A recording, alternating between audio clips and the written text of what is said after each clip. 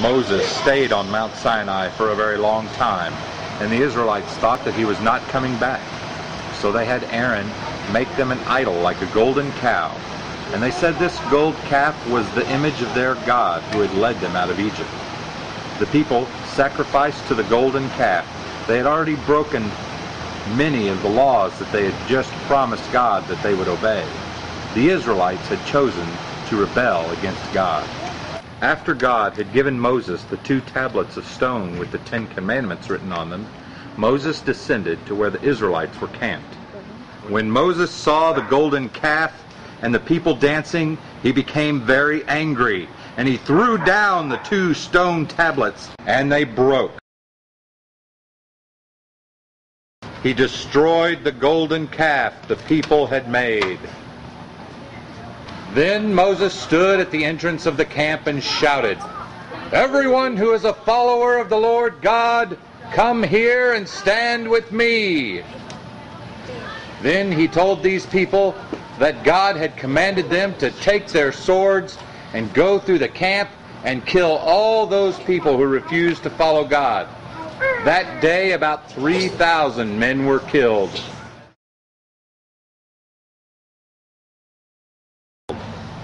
Later, Moses went up Mount Sinai, and God again wrote the 10 commandments on the 2 tablets of stone, because Moses had broken the first 2 tables of stone.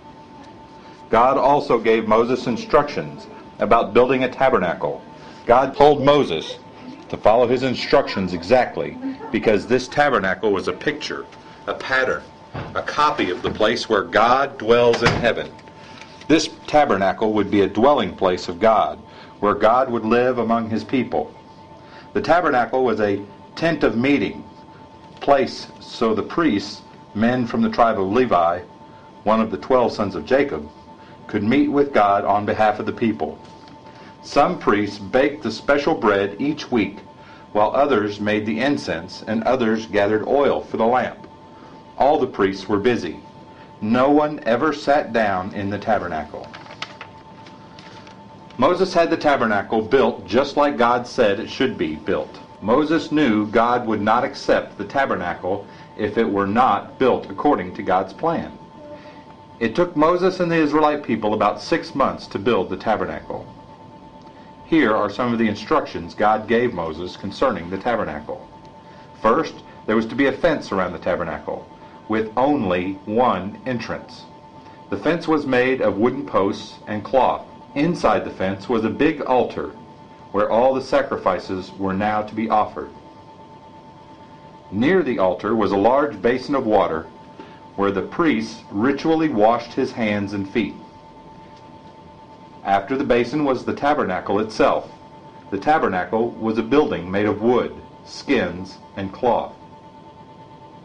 The tabernacle was divided into 2 rooms by a thick curtain. The first room had a table with 12 loaves of bread, representing the 12 tribes of Israel. In the first room there was also a small altar where incense was continually burned. Then there was a menorah oil lamp with 7 branches. This was the only light inside the first room. The second room, behind the thick curtain, was the Holy of Holies. This was a place where God dwelled. In this room was a box with a gold-covered lid. This box was called the Ark of the Covenant. On the top of the lid were 2 statues of angels with wings. Inside the Ark of the Covenant were the tables of stone, a golden jar of manna, and Aaron's rod that budded. God's dwelling in the Holy of Holies was made known by a bright light which stayed between the wings of the 2 statues. This cloud of glory was known as the Shekinah glory, the divine presence of God. Once a year, the high priest would bring the blood of the sacrifice into this room. The high priest sprinkled the blood on the lid of the box.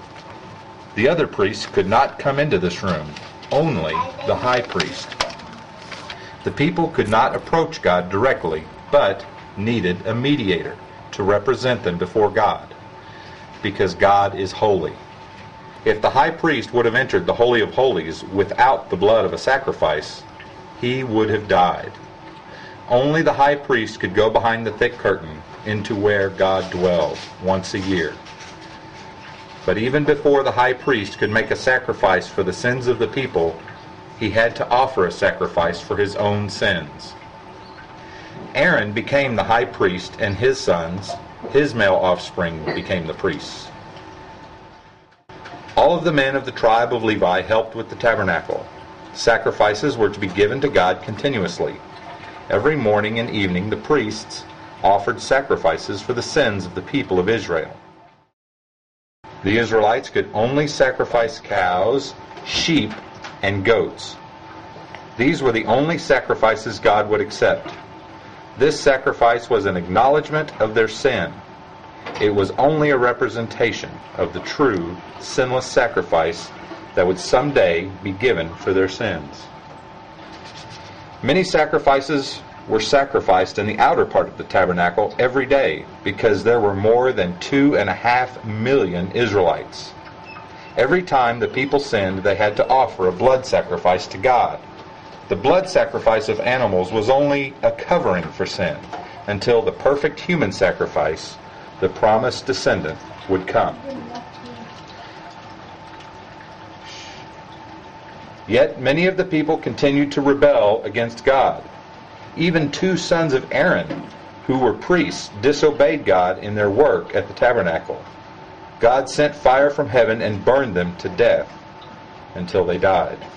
Aaron continued to be the high priest for many years. After Aaron died, another high priest from Aaron's descendants was chosen. Aaron had other sons who were obedient to God.